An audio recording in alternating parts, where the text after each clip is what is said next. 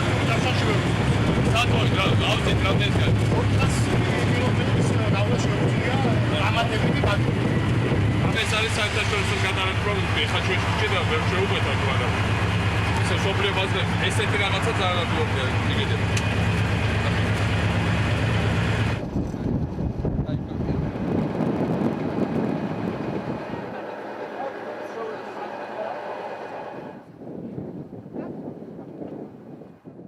დიდგორის მეორე არის რეალურად რაოდენობრივად, მაგრამ სინამდვილეს ჩვისობრივად, შინაარსობრივად ეს არის სულ სხვა დანიშნულების და სულ სხვა დატვირთვის.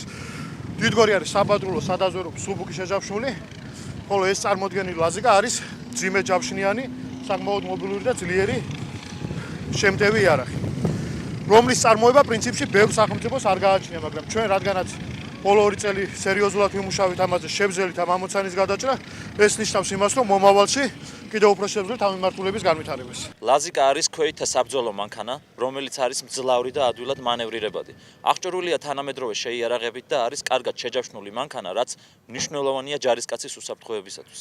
მისი სალონი გათვლილია იმაზე, რომ საჭიროების შემთხვევაში მოახდინოს დაჭრილების ევაკუაცია ბრძოლის ველიდან.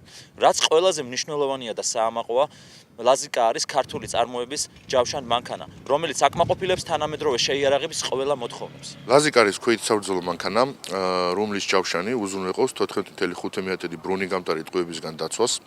ლაზიკას ეკიპაჟი შედგება 3 კაცისაგან, გარდა ამისა მას შეუძლია 7 კაცის დესანტის გადაყვანა ნებისმიერ რელიეფზე.